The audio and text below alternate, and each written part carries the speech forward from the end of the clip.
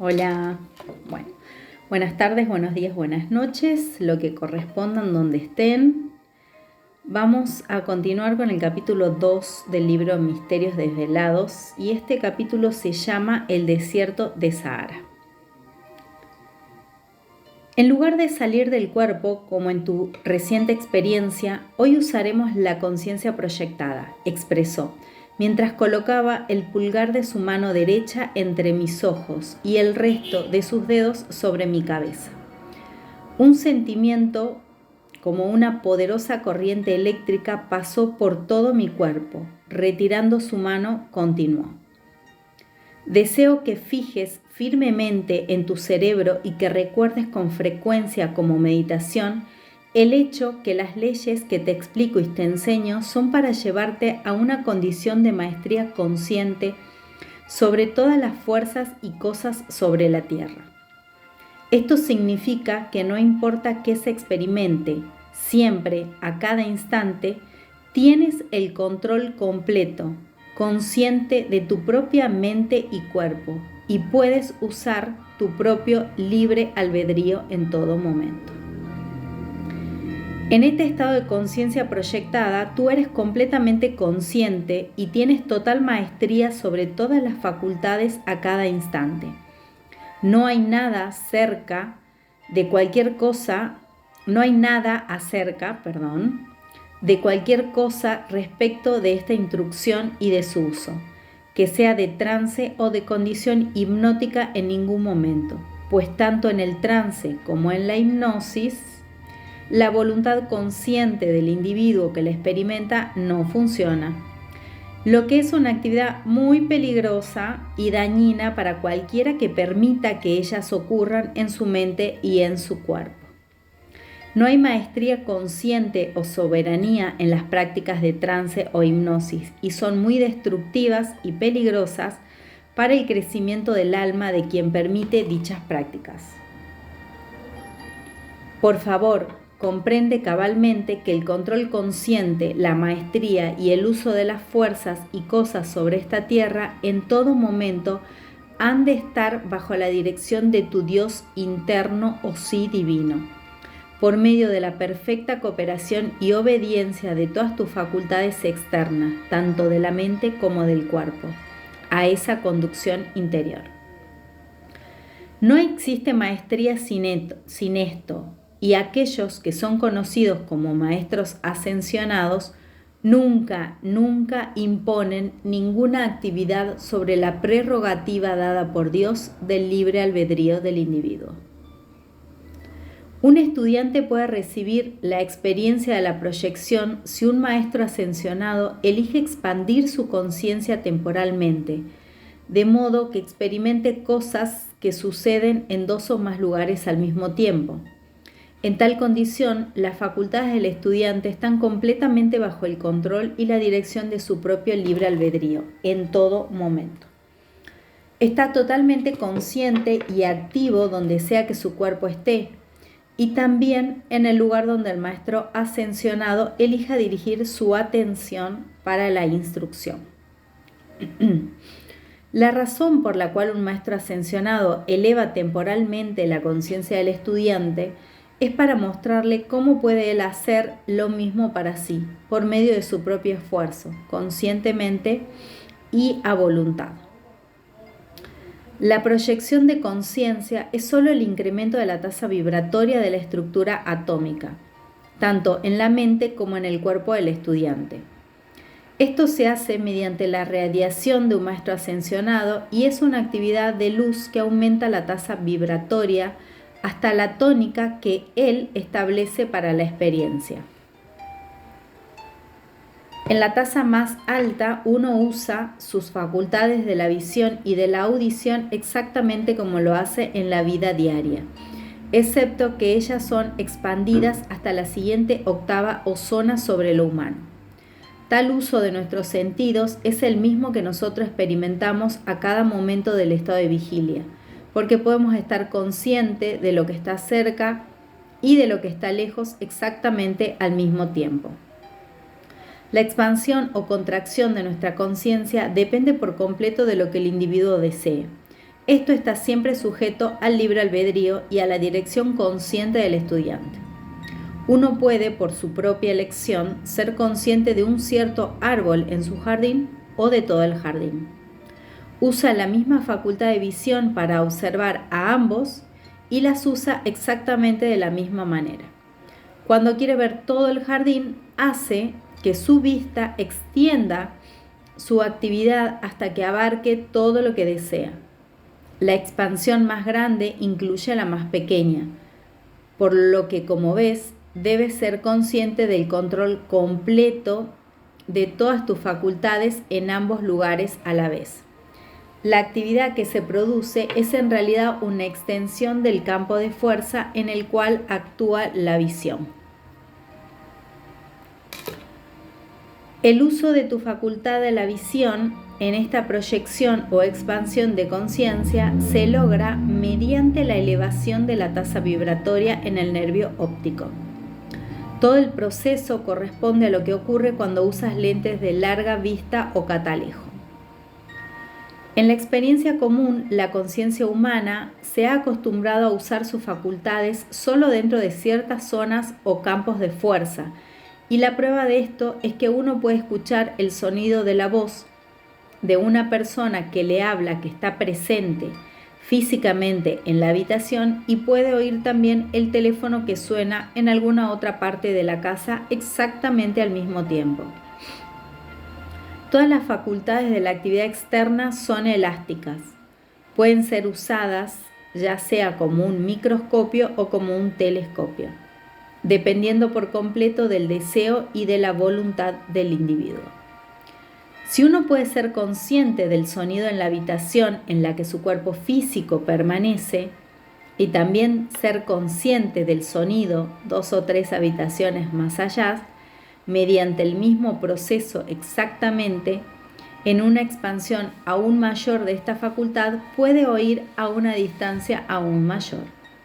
Para hacer esto, uno debe aumentar la tasa vibratoria hasta que alcanza la zona más distante.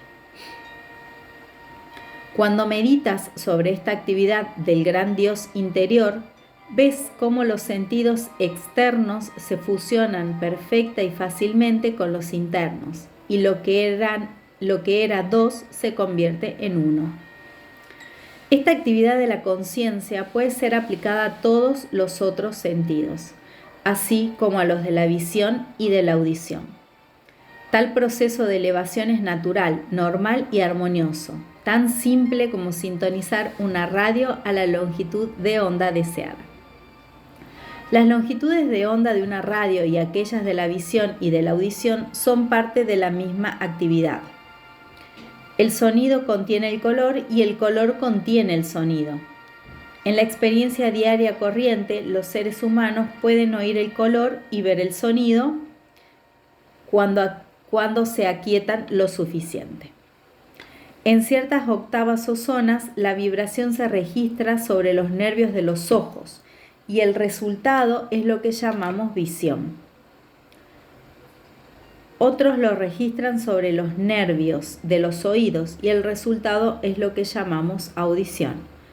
Los ojos de la persona promedio solo ven objetos cuya tasa vibratoria entra dentro de estas determinadas octavas, pues no ven bajo el infrarrojo o sobre el rayo o zona ultravioleta. A través de la radiación de un maestro ascensionado, la estructura atómica del cerebro y del ojo vibra lo suficientemente rápido como para expandirse hacia la octava siguiente por sobre lo humano.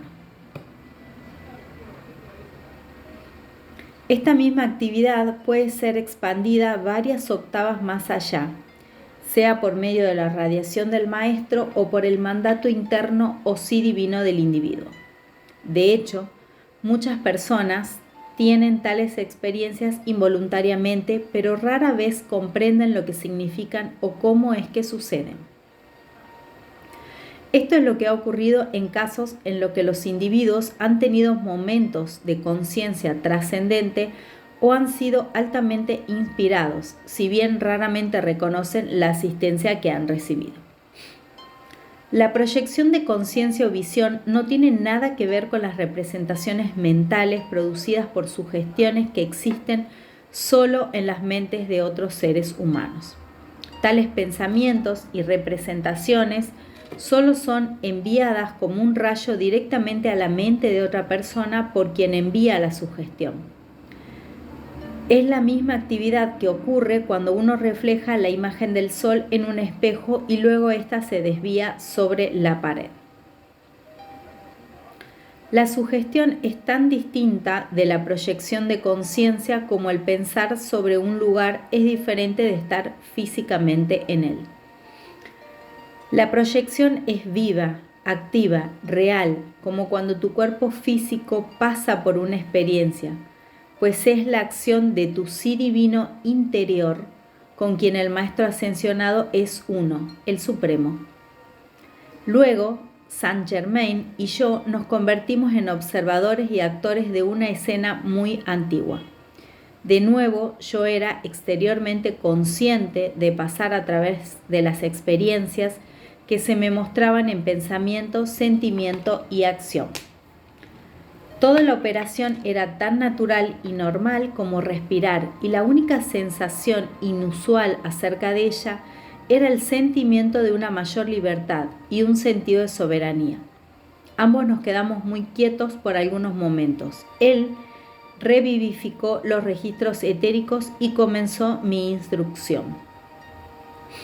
Este es el desierto de Sahara, dijo, cuando era un país fértil con un clima semitropical. Había muchos cauces de agua que llevaban abundante humedad por todas partes en la tierra. En medio de este imperio estaba la capital, famosa a través del mundo por su esplendor. Los edificios administrativos estaban ubicados en el centro, sobre una pequeña elevación, y desde estos se extendía la ciudad en forma pareja en todas las direcciones. Esta civilización, prosiguió, alcanzó su punto culminante 70.000 años atrás.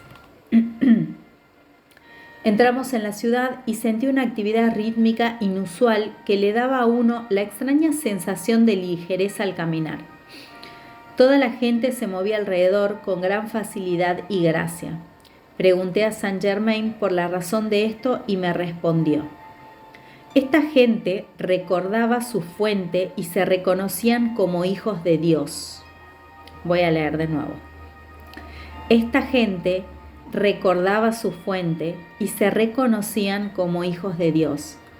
Por lo tanto, eran los poseedores y operadores del poder y la sabiduría que te pueden parecer milagrosos y sobrehumanos. Hablando de verdad, no existe lo que se llama milagros, pues todo está de acuerdo con la ley, y aquello que parece milagroso al concepto actual de la humanidad es solo el resultado de la aplicación de leyes a las cuales la actual conciencia de la humanidad no está acostumbrada, pareciendo así extraño e inusual. Cuando se comprende correctamente la realidad de la vida, toda manifestación que parece milagrosa a tu actual nivel de conciencia se descubre que es una experiencia tan natural y normal como lo es la formación de palabras para alguien que ha aprendido el uso del alfabeto. Todo es solo la acción de una manifestación de la vida, en la forma siempre en expansión, siempre avanzando, y esto sucede en todo momento a través de un proceso corriente de la ley, en amor y paz. No importa cuán extraña, inusual e imposible pueda parecer una experiencia al actual estado mental de la humanidad. Ello no prueba que no existe una ley más grande y una inteligencia más sabia que actúa para producir mayores maravillas de la creación que nos rodean todo el tiempo. Voy de nuevo. No importa cuán extraña, inusual e imposible pueda parecer una experiencia al actual estado mental de la humanidad, Ello no prueba que no existe una ley más grande y una inteligencia más sabia que actúa para producir mayores maravillas de la creación que nos rodean todo el tiempo. El conocimiento de las mentes más brillantes de la humanidad en el mundo externo hoy es a esta gran sabiduría y poder interior como lo que la comprensión de un niño pequeño es al estudio del cálculo. En un edificio del Grupo Central vimos a los que trabajan vestidos en las más fantásticas telas de colores suaves, radiantes que armonizaban con la decoración interior. Uno de ellos actuó como guía, llevándonos al edificio central y ahí nos presentó al rey de este gran pueblo. El rey resultó ser Saint Germain. A su lado estaba una joven muy hermosa. Su pelo era como oro hilado que llegaba casi hasta el suelo, y sus ojos eran de un penetrante violeta azulado. Todo su porte era el mandato del amor. Miré inquisidoramente a Saint Germain preguntándome quién podría ser ella y me contestó Lotus. Al lado de ella estaba un joven de aproximadamente 20 años y un muchacho de cerca de 14 años. El hombre joven era el que habíamos visto como el gran sacerdote en el templo de Luxor y el muchacho era el sacerdote menor. Eran los hijos del rey. Nuevamente los cuatro trabajábamos juntos. Con esta ojeada a vidas anteriores, dijo, entremos en las actividades de esa gente bendita. Digo bendita, entre comillas, a propósito, y pronto verás por qué. La mayoría de ellos aún retenía el uso totalmente consciente de toda su sabiduría y poder como hijos de Dios, y los esgrimían casi sin límites, sabiendo perfectamente bien de dónde provenían y de qué eran herederos. Lo externo era solo el instrumento del sí divino, como debe ser, y solo le estaba permitido hacer aquello para lo que fue creado. Naturalmente, el gran sí interior podía actuar sin traba alguna, y por supuesto, la perfección y la actividad de ese periodo fue de una realización magnífica. En la época de esta antigua civilización, todo el imperio estaba lleno de una gran paz, felicidad y prosperidad. El rey emperador era un maestro de antigua sabiduría y un verdadero escanciador de la luz. Él gobernaba por medio de esa luz y su imperio era el ejemplo vivo de perfección.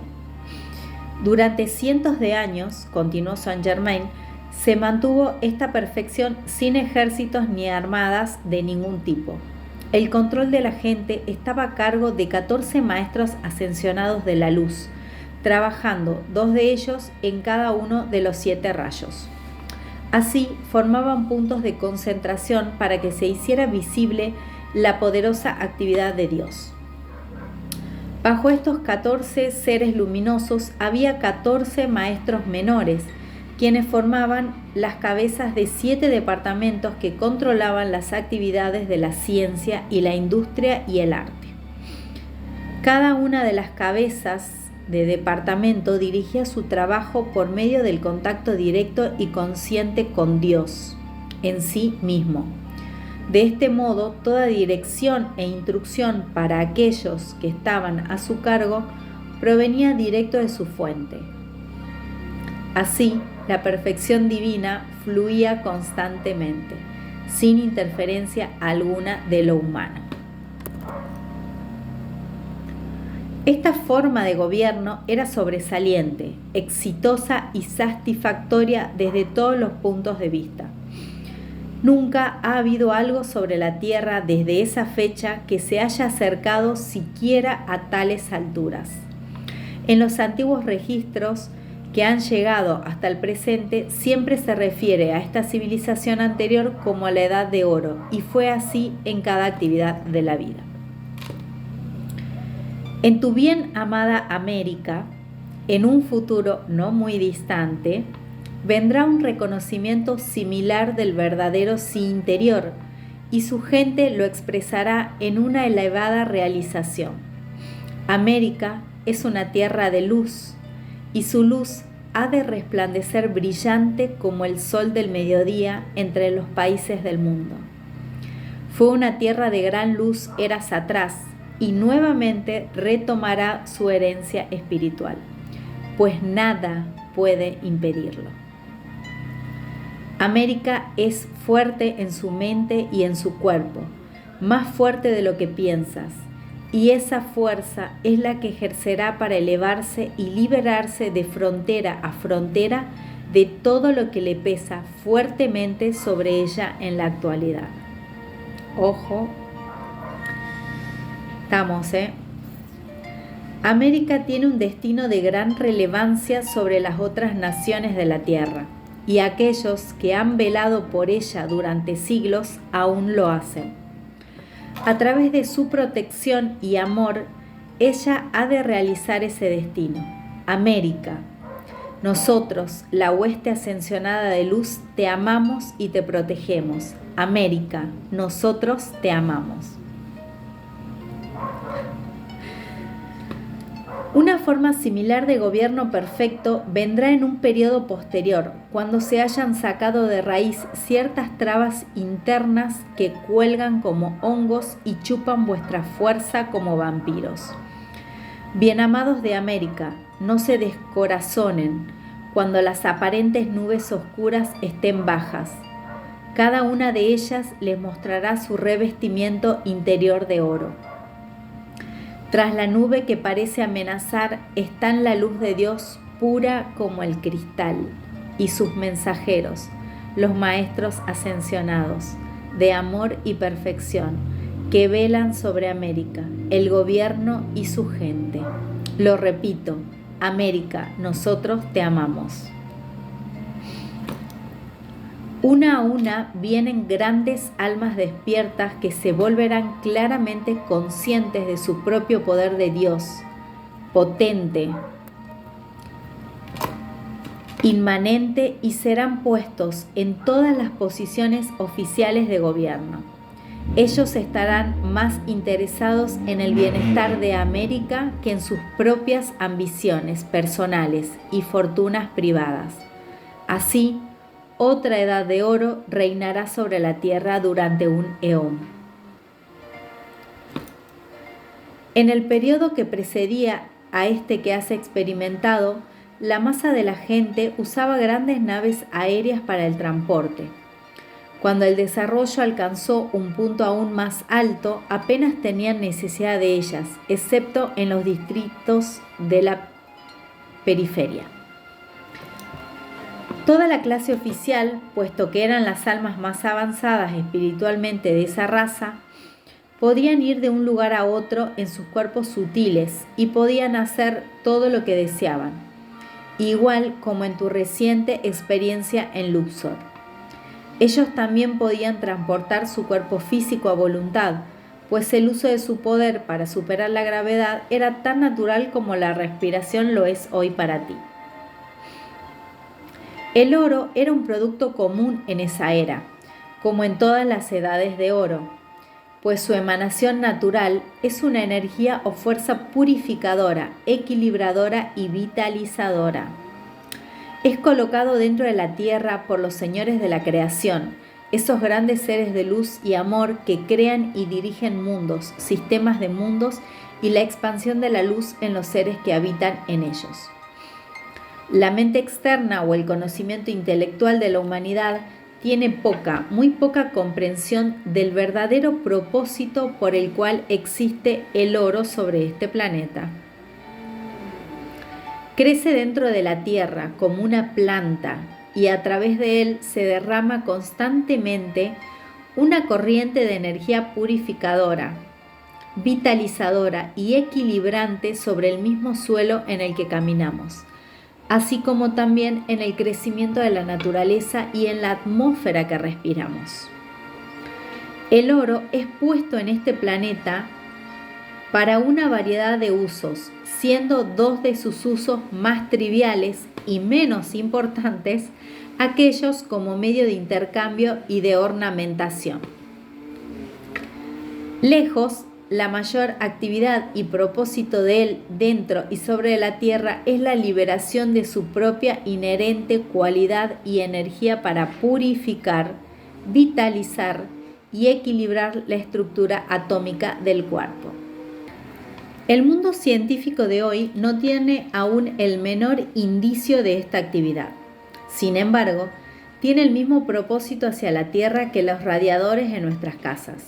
El oro es una de las vías más importantes por medio de las que se hace llegar al interior de la Tierra la energía proveniente de nuestro Sol y se mantiene un equilibrio de las actividades. Como un conductor de esta energía, actúa como un transformador para pasar la fuerza del Sol en la sustancia físico de nuestro mundo, así como también a la vida que evoluciona sobre ella. La energía contenida en el oro es realmente la fuerza electrónica radiante proveniente del Sol, actuando en una octava más baja. En ocasiones, al oro se le llama rayo de sol precipitado. Puesto que la energía contenida en el oro es de una tasa vibratoria extremadamente alta, solo puede actuar sobre las expresiones de vida más finas y más sutiles a través de la absorción. En todas las edades de oro, este metal es de uso común y abundante por parte del grueso de la gente, y siempre que ocurre una condición tal, el desarrollo espiritual de esos pueblos alcanza un estado muy alto. En estas edades de oro nunca es acumulado, sino que es ampliamente distribuido para el uso de la gente, quienes, al absorber su energía purificadora, son elevados en una mayor perfección. Este es el uso correcto del oro, y cuando esta ley se comprende y obedece conscientemente, el individuo puede atraer hacia sí cualquier cantidad que desee mediante el uso de esta ley. Debido a los depósitos de oro en todas las cadenas de montañas, uno encuentra sobre las montañas vigor y vida que no puede encontrarse en ningún otro lugar sobre la superficie de la tierra. Nadie ha oído jamás acerca de efectos de perjuicio que se produzcan en aquellos que manipulan oro puro constantemente. En su estado nativo es blando y dúctil, y esa cualidad es el cumplimiento del propósito del cual hablé recién. Los más avanzados de entre esta gente producían la mayoría de oro por medio de la precipitación directamente desde el universal. Las cúpulas de muchos edificios eran cubiertas por láminas de oro puro y los interiores estaban decorados con brillantes joyas en diseños curiosos y de gran belleza. Estas joyas también eran precipitadas directamente desde la eterna sustancia una. Como en todas las edades pasadas, hubo una parte de la gente que se empezó a interesar más en los placeres temporales de los sentidos que en el plan creativo más vasto del gran sí divino. Esto hizo que perdieran conciencia del poder de Dios a través de la tierra, hasta que permaneció activo poco más allá de la ciudad misma. A la capital se le llamaba la Ciudad del Sol. Los que gobernaban se dieron cuenta que debían retirarse y dejar que la gente aprendiera a través de la dura experiencia, que toda la felicidad y el bien provenían de la adoración al Dios interior y que si querían ser felices debían volver a la luz. Lo vuelvo a leer. Los que gobernaban se dieron cuenta que debían retirarse y dejar que la gente aprendiera a través de la dura experiencia que toda la felicidad y el bien provenían de la adoración al Dios interior y que si querían ser felices debían volver a la luz. Por medio de su sabiduría interior, viendo el rey emperador que el pueblo se sumergía aún más profundamente en la gratificación de los sentidos, se dio cuenta que ya no sería el plan divino el que sostendría al reino. Fue instruido por aquellos de mayor autoridad espiritual que él de dar un banquete anunciando su decisión de retirarse y de esta manera despedirse de sus súbditos. Reunió a los consejeros y dio las directivas para el banquete, ordenando que fuera realizado en el lugar más magnífico del imperio, conocido como la sala enjollada en el palacio del rey. Esta habitación estaba iluminada por globos autoluminosos que emitían una radiación blanca brillante y estaban suspendidos del cielo raso por cadenas de cristal. Aun cuando la luz en el interior era intensa y brillante, tenía un efecto extremadamente calmante sobre el cuerpo, dando a aquellos que estaban en su radiación una sensación de gran calma y comodidad. La luz que provenía del globo central encendió las joyas en el diseño de rayos de sol que formaba la gran medallón en el medio del cielo raso. La gran sala de banquete estaba elaboradamente decorada y tenía 24 mesas de ónice blanco, con capacidad para 24 comensales cada una. Esta era la primera ocasión en la que todos los consejeros del rey y el personal de cada uno de ellos iban a ser sus invitados al mismo tiempo. El anuncio del banquete causó mucho comentario entre la gente, quienes lo conversaron detalladamente con sus vecinos, pero para todos era un misterio, pues nadie podía discernir su propósito. Finalmente llegó la tarde del evento. Nadie sospechaba la pena en el corazón del noble gobernante, ni tampoco soñaban el cambio que pronto sobrevendría. La hora llegó, los invitados se reunieron y todos respiraban misterio. Las grandes puertas de bronce que daban a la sala de banquete estaban abiertas majestuosamente de par en par, y se oía una música trascendente, como si fuera tocada por una sinfonía gigantesca en lo invisible, sorprendiendo incluso a aquellos que conocían el tremendo poder de su adorado monarca. Él era considerado casi como un dios por el pueblo, tan grande era su amor y admiración por la sabiduría y la asistencia que constantemente derramaba sobre ellos. Cuando la música triunfal se detuvo, entró el rey acompañado por sus hijos. La joven era una visión de hermosura. Usaba un vestido de una suave tela de oro que no se parecía a ningún material de nuestro mundo moderno. El drapeado que la cubría parecía como si estuviera cubierto por diamantes, pues con cada movimiento de su cuerpo resplandecían puntos de luz. El cabello dorado que caía sobre sus hombros estaba tomado con 2 broches de esmeralda. Sobre su frente había una banda de metal blanco engastada en diamantes y en el centro había lo que parecía ser un enorme diamante, pero en realidad era una poderosa condensación de luz centrada y mantenida ahí por su padre. El rey era el único en todo el imperio a quien se le había encomendado el uso de un tal poder trascendente. La familia real nunca había usado estas joyas de luz en su contacto con el mundo externo hasta esa noche. Un tal uso de ese poder solo era permitido en la adoración privada que ellos hacían del gran sí divino, de cuya presencia suprema ellos eran aguda y constantemente conscientes. El gobernante y sus 2 hijos usaban trajes que se ajustaban a su forma, de la misma suave tela de oro que la hija. Esta tela era tan flexible como el cuero, pero estaba hecha de oro metálico, con petos que parecían un gran sol de joyas. Usaban sandalias del mismo material, también engarzadas con piedras preciosas, y la gran joya de luz estaba en la frente de cada uno de ellos. El rey Dio una señal y los invitados reunidos se sentaron. Con voz majestuosa y poderosa emitió una invocación desde lo profundo de su corazón a ese infinito uno supremo.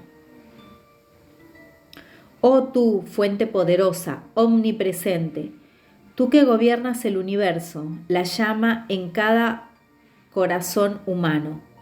Te damos amor, alabanza y gratitud por tu propia vida, luz y amor en todas las cosas.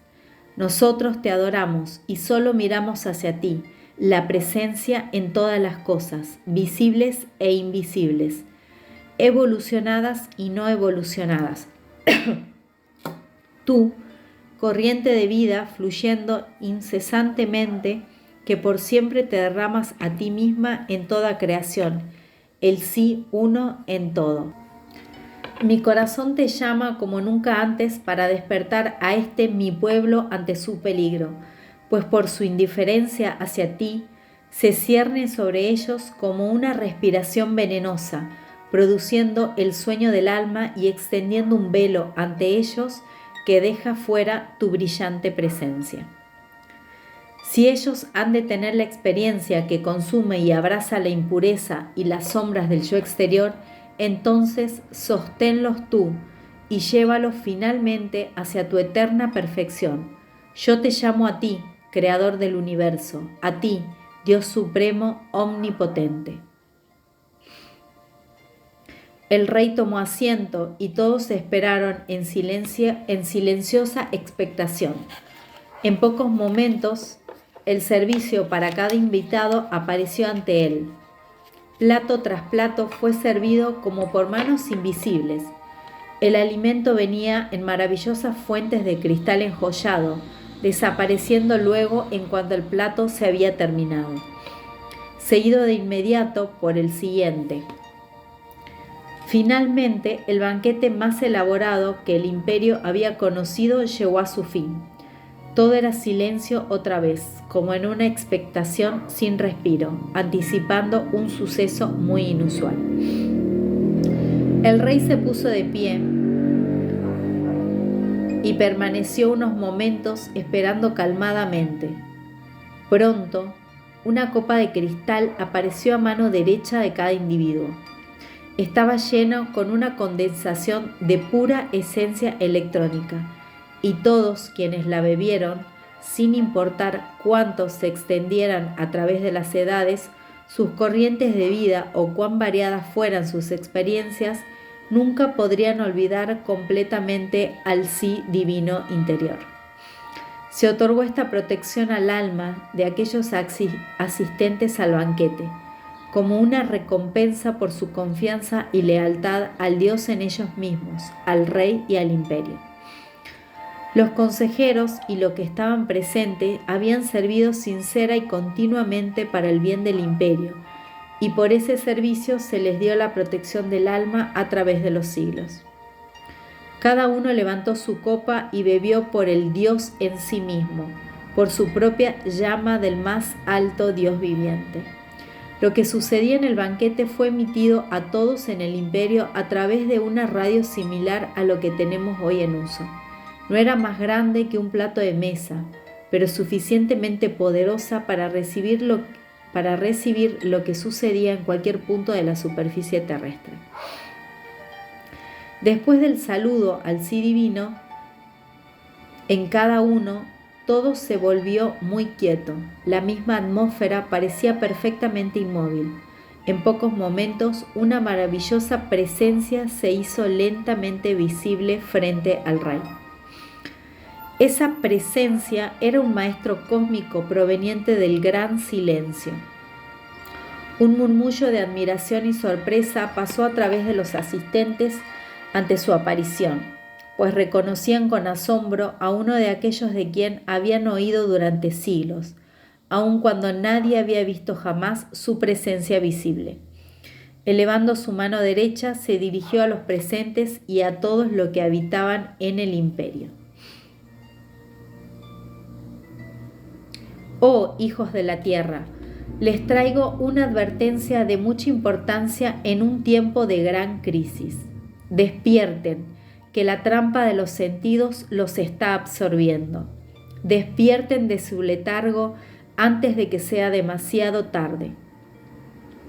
Este hermano mío de la luz ha de retirarse y dejarlos para que experimenten lo que han elegido y lo que los está tentando con sus muchos peligros latentes. Ustedes mismos se han abierto a la ignorancia y a las emociones incontroladas del yo exterior. Dan poca atención y aún menos adoración a vuestra fuente, la causa suprema, poderosa, radiante, majestuosa, infinita de todo lo que es, el creador y sostenedor de todos los mundos. No dan gratitud a la gran presencia gloriosa, el Señor del amor, por la vida mediante la cual existen. Oh, ¿por qué ni siquiera son agradecidos por las bendiciones que la naturaleza derrama tan pródigamente, por la abundancia que llega a ustedes a través de esta tierra y vuestro propio sabio y altruista gobernante? Se agradecen unos a otros por los favores, las cosas de los sentidos y de la forma que son tan efímeros, que pasan de uno a otro y luego ya no existen. Pero, ¿por qué, oh, por qué olvidan la fuente de toda vida, de todo amor, de toda inteligencia, de todo poder? Pueblo, oh pueblo, ¿dónde está vuestra gratitud hacia la vida por el amor, por la magnificencia de experimentar aquello que disfrutan a cada momento, a cada hora, cada día, año tras año? A todo esto lo consideran como propio, pero siempre ha pertenecido, pertenece y pertenecerá a esa gran fuente una de vida, de luz, de amor y de todo bien, Dios, el Supremo, el Adorable, el Uno que todo lo interpenetra. Cuando por vuestro propio mal uso de la energía de vida que este Uno, que todo lo interpenetra, derrama constantemente sobre vosotros, pura, perfecta e incontaminada, ustedes han creado condiciones tan destructivas y dolorosas que ya no pueden soportar más. Se desesperan, angustian o rebelan y llaman a Dios para el alivio de sus miserias. Esta es vuestra ofrenda al dador de todo bien a cambio de esa perfección incesante que Él continuamente otorga en supremo amor. La única condición con la cual el gran sí uno da todo es su uso correcto para la que puedan bendecir al resto de la creación con infinita alegría, actividad armoniosa y perfección. Cuando las profundidades de vuestra miseria se vuelven otra vez hacia su fuente para el alivio de vuestros yerros, o se lamentan en la agonía de la desesperación, o, si son rebeldes, culpan a la vida y a la fuente de todo bien por permitir lo que llaman injusticia y condiciones erradas que existen en ustedes y en vuestro mundo. Son ustedes, el pequeño yo personal, quienes son injustos hacia la vida, ustedes quienes son desleales, ustedes quienes crean la miseria de la tierra, pues solo la humanidad, porque tiene libre albedrío para crear lo que desea, cada individuo a través de su propio pensamiento y sentimiento, osa traer en existencia la discordia, la miseria y la deformidad que se expresa sobre la tierra. Esta es una desgracia sobre la creación y la perfección que se mece para siempre en la gran melodía cósmica del canto eterno. Solo la humanidad es la culpable de producir una discordia en la música de las esferas, pues todo lo demás vive y actúa de acuerdo con la ley del amor, de la vida, de la armonía y de la luz. Todo lo demás se combina con el todo armonioso, el cuerpo del uno infinito, todo amor. Todos los otros reinos de la vida y de la luz se mueven y crean de acuerdo con el principio fundamental sobre el cual descansa toda perfección. Ese principio es el amor. Si no fuera por aquellos grandes altruistas como vuestro gobernante, el gran hueste de maestros ascensionados, cuya verdadera clave de existencia es el amor, hace mucho que la humanidad se habría destruido a sí misma y al planeta sobre el cual existe.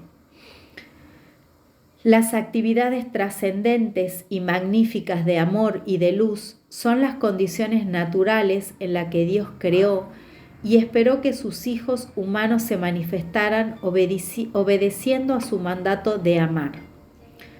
No existe una tal cosa como condición sobrenatural en ninguna parte del universo. Todo lo que es trascendente, hermoso y perfecto es natural y está de acuerdo con la ley del amor. Cualquier otra cosa aparte de eso es antinatural. La experiencia diaria de la hueste de maestros ascensionados es la perfección con la cual se entendía que los hijos de Dios vivieran siempre. Los niños de la tierra sí expresaron esta perfección una vez un ciclo anterior, que fue una edad de oro. Esa civilización anterior, esa antigua perfección, es mucho más antigua de lo que sueñan, mucho más antigua de lo que creen que es vuestro planeta. En ese periodo, toda la humanidad vivía en un estado trascendente similar al de los maestros ascensionados. La condición de miseria que siguió después a través de las edades se produjo porque la humanidad escogió desviar su mirada de su fuente, el amor, como el plan mediante el cual vivir la vida. Cuando los niños de la tierra desvían su mirada del amor, están eligiendo deliberada y conscientemente la experiencia del caos. Quien quiera que busque existir sin amor no puede sobrevivir mucho tiempo en ninguna parte de la creación. Tales esfuerzos están atados al fracaso, a la miseria, a la disolución. Lo que sea que no tenga amor debe regresar al caos, a lo no manifestado, de modo que su sustancia pueda ser usada nuevamente en combinación con el amor y producir así una formación nueva y perfecta. Esta es tanto la ley de la vida universal como de la individual. Es inmutable, irrevocable, eterna y benéfica, pues la creación en la forma existe para que Dios pueda tener algo sobre lo cual derramar amor y así expresarse en la acción. Lo voy a leer de nuevo. Esta es tanto la ley de la vida universal como de la individual. Es inmutable, irrevocable, eterna y benéfica, pues la creación en la forma existe para que Dios pueda tener algo sobre lo cual derramar amor y así expresarse en la acción. Esta es la ley del poderoso uno, de lo que todo lo demás procede. Es el mandato de la eternidad y la vastedad y brillantez de esa perfección no pueden ser descritas con palabras.